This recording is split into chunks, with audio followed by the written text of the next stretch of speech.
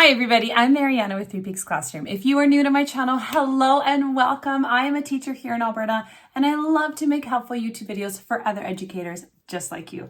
In today's video, which was highly requested, I would like to show you my bin of early finisher STEM bin activities that I use in my classroom for whenever students are finished work early or we just need a few minutes to catch up on work, and so students can work on something, or even for indoor recesses as well. So in today's video, I want to go through all of my activities. I'm going to tell you which ones were awesome and which ones the kids fought over.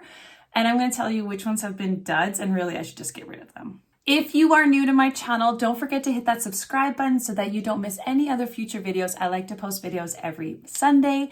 And as well, don't forget to hit the like button so that YouTube can send this video out to other educators as well to maybe spark some ideas for their own classrooms. All right, without any further ado, I'm just going to be pulling stuff out one at a time. I'm going to talk about where I got it, or if the kids liked it or not, or if I give it a thumbs up or a thumbs down. So let's get started. Okay, the first one we're going to start off with very simply is a deck of cards. Now, if you don't know this, in Alberta, where I teach, you can actually get free playing cards from casinos. You can tell that they're from a casino because obviously they've been stamped through. I think it's crazy, by the way, and I get it, but I think it's crazy that they have to use new cards after every game, every day? I don't know. Anyways, you can get a free playing deck of cards if you just go to a casino. I would get boxes and boxes of them. And then what I did is I would go to the dollar store and I got a soap container like this.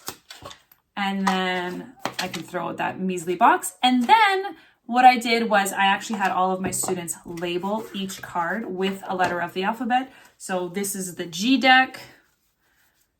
And then that way I know when they all fall out of place, I know that I have a complete deck here. I've seen teachers also grab decks of cards and you just grab like a handful and you keep them in a Ziploc bag.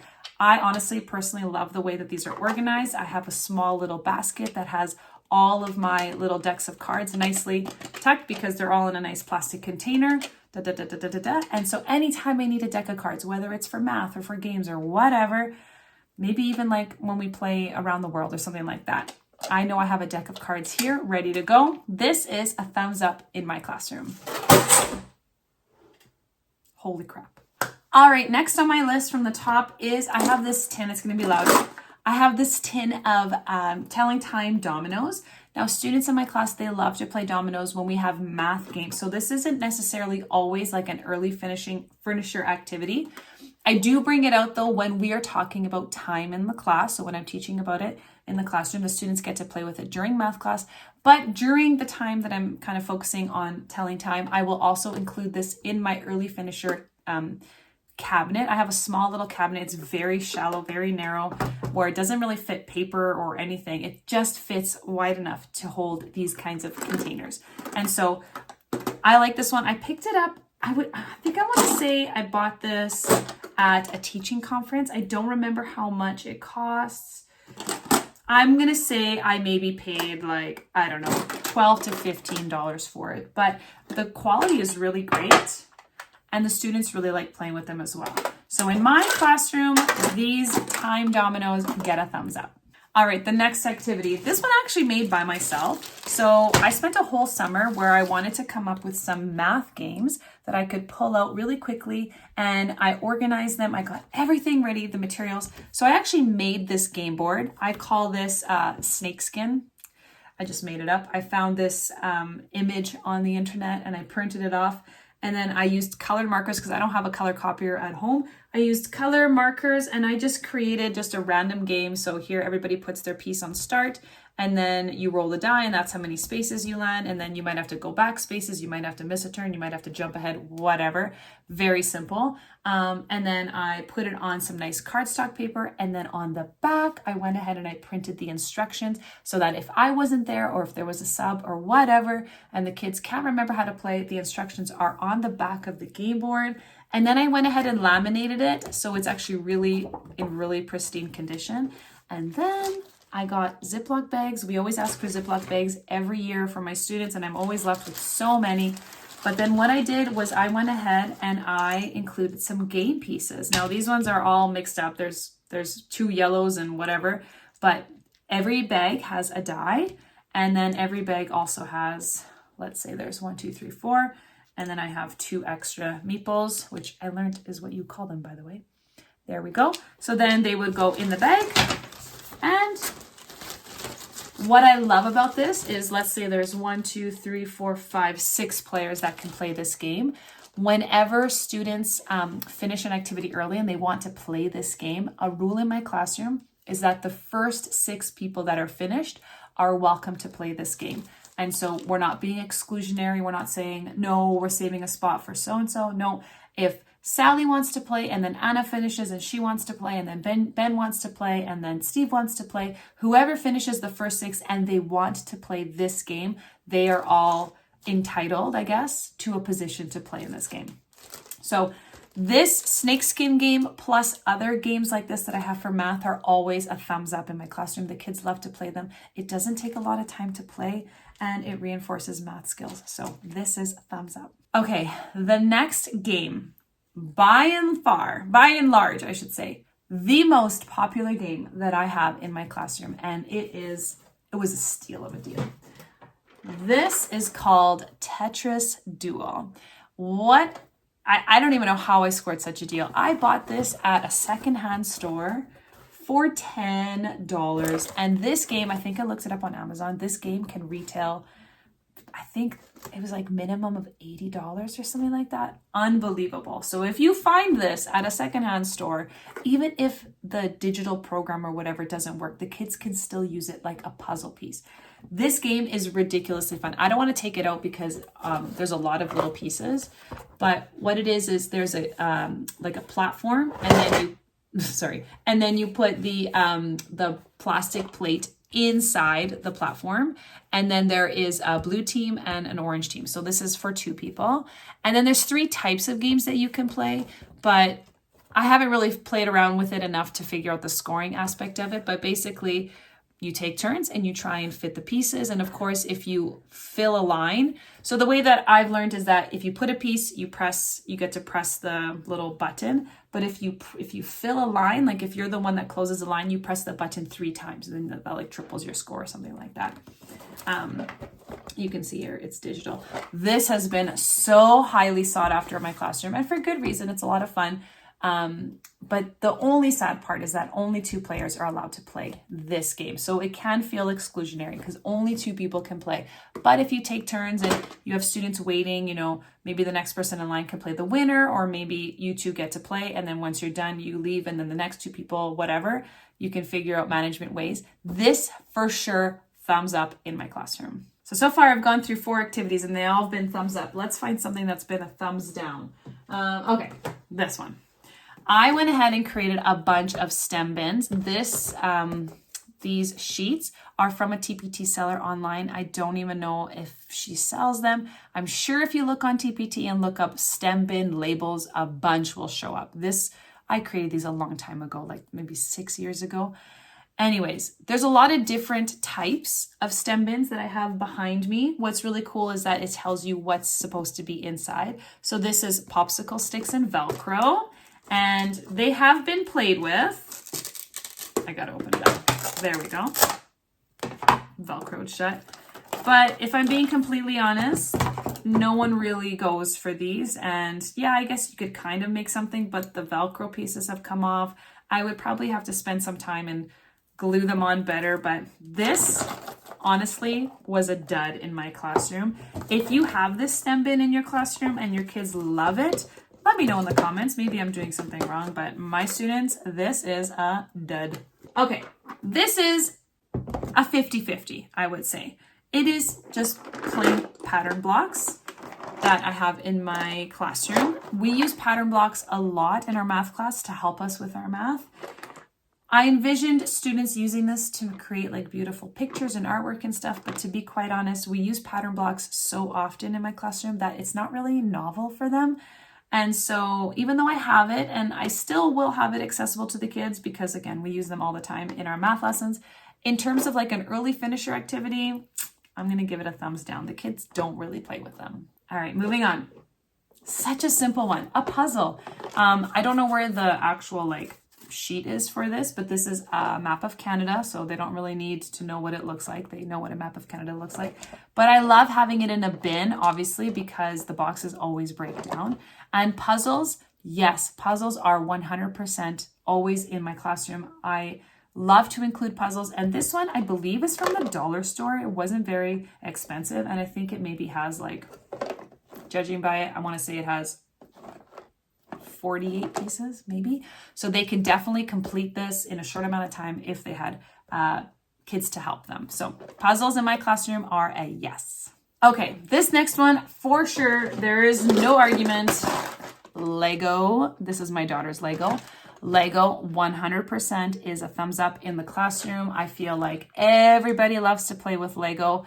I have multiple bins of Lego in my classroom. And the way that I've done it is that if you have this teeny tiny little bin, you can bring it to your desk, and this is your bin of Lego that you get to play with, and when you're done, it goes back inside. We do not save little creations or things like that, because then kids start using up all the fancy pieces. So you get to play with it for the allotted time. And of course, kids can use this during indoor recesses, or, you know, if we have parties and stuff and they would rather choose to play with Lego, that's fine. But you have to play with it at your desk, because I don't want any of the pieces to go missing. So Lego 100% is a thumbs up in my classroom. Lego you can easily find on marketplaces or secondhand. It does get expensive though. So just keep that in mind if you're trying to invest in your classroom. Lego can get quite pricey. So, but the kids love playing with it, and we know that you can be very creative with it. Okay, next up, I have wooden blocks. Yeah, I would say this is kind of a dud. The kids don't really play with it that often. Maybe if I had more blocks in here, they could build more stuff, like maybe a mosaic of some kind. But to be honest, the kids don't really play with that much. It's a dud. Okay, moving on. Dominoes. Yes, but with a caveat. The kids love playing with dominoes, but they need to know how to play it. And I find kids these days, they don't really know how to play dominoes right off the bat. And so this one is one teeny tiny little set, so it's really for 2 players. But once you teach them how to play, this is a really quick and easy game that they can play and whip out with their friends. So dominoes gets a thumbs up from me. Another dud. I'm so sad that I have so many duds, but that's okay. Straws and pipe cleaners. The theory around straws and pipe cleaners is that you can kind of build whatever you want. And I can see that the students were kind of building stuff, but I don't know. I feel like they're kind of flimsy, and I mean, what can you really build? I don't know. Maybe you can build like 3D shapes. I've done activities in the classroom where you build 3D shapes using straws and pipe cleaners, but the kids don't really gravitate to this very often. So I could probably just check these out. Straws and pipe cleaners in my classroom was a dud. All right, next one. Linking cubes. I mean, the picture looks different than these ones. What are these called? Unifix cubes? Anyways, these are a huge hit in my classroom. The kids figure out how to make spinners with them. They love them, and they have spinning wars. Lots of fun. Yeah, I think this is like a staple in any classroom. Of course, you use these for math class as well. But I think the fact that they can make spinners and like have battles like Beyblade style, I think the kids really like that. So Unifix cubes, yes, in my classroom. This one was surprising, actually. I'm really surprised that this one was such a hit in my classroom. These are just red little mini solo cups. Just little cups. But the kids love stacking them. They love building their little towers. Something like this. Like something that's so simple. But they love to do it. I don't know. Maybe they can try and see how high they can build it. I don't know. When it crashes, I mean, yeah, it's a little annoying, but it doesn't make like a really big mess, and it doesn't sound that loud. So I was really surprised at how popular the mini cups is. So, and it was like a pack of these was like, I don't know, $2. Very simple. So mini cups in my classroom were a hit. Okay, here's another dud. And of course, this may be different depending on what grade you teach, but I teach grades 3, 4, and 5. These are like those little stars. The picture looks different than what I have in here. I couldn't find these at the store. So I bought these from the dollar store. And I know these are popular in kindergarten. My daughter actually uses them in her classroom. But for grade 3 and 4 and 5, they have not been that popular. So, I mean, you can see how they get organized like that. They get to build stuff. But Again, it wasn't very expensive. I bought them from the dollar store, but would I pull it out again in my classroom? Probably not. I'm probably just gonna go and give these to the kindergarten teacher at my school. So what do they call plastic snowflakes in my classroom? Dead. Okay, here is another very popular activity, although it's hard to do this on a small amount. So if you're scouring Marketplace and you're looking for these, try and get a set of them. And I'm talking about magnets. I have the best brand or the best quality that you can get. They're very expensive. These are Kinetic tiles. They are from a company in Australia. I'm not sponsored by them or affiliated in any way, although I wish I was, because oh my gosh, that would be amazing. These are fantastic pieces. Their magnets are very strong and they don't fall over.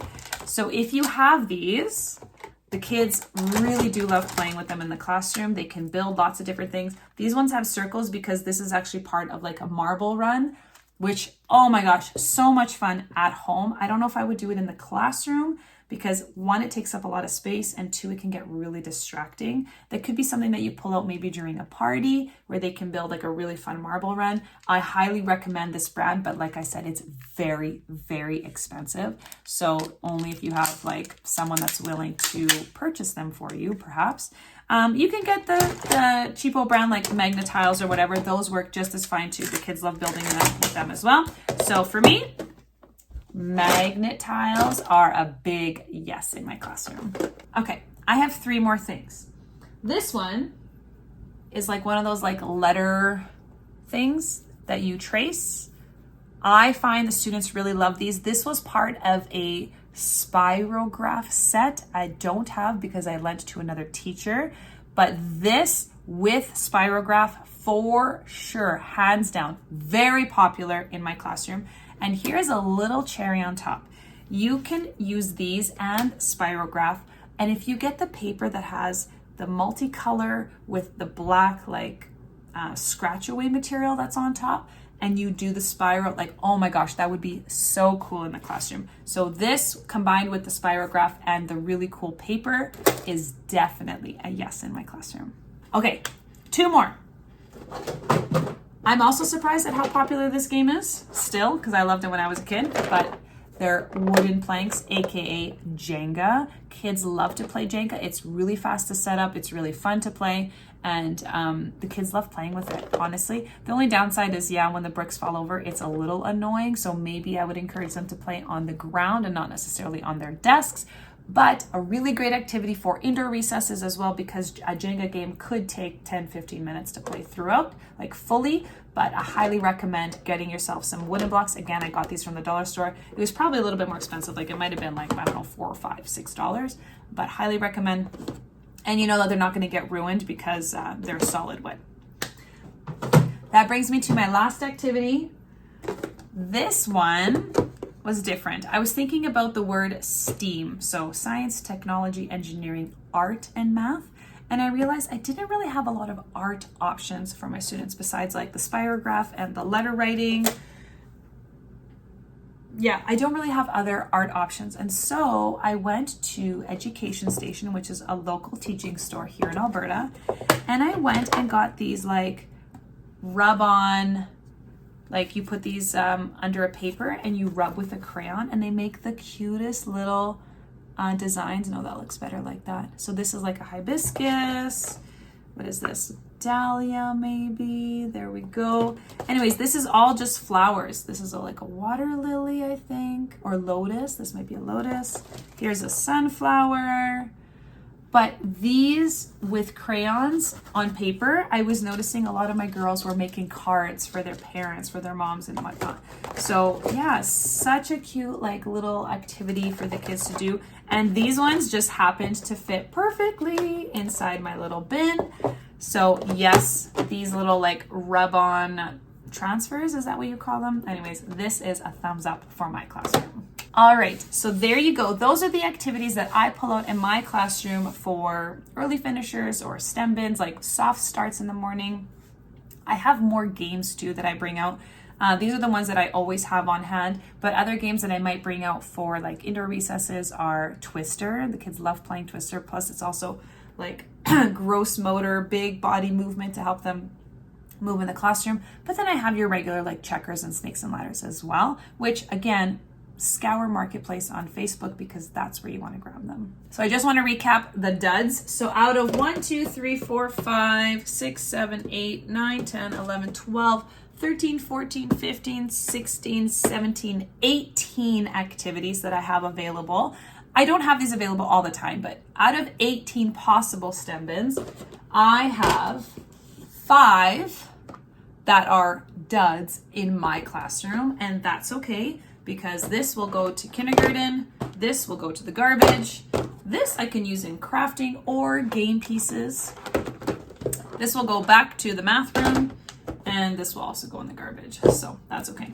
But it opens up some bins for some new activities as well. If there is a STEM bin or an early finisher activity that you swear by in your classroom and your students are loving, please let me know in the comments below because I would love to add to my collection for my classroom.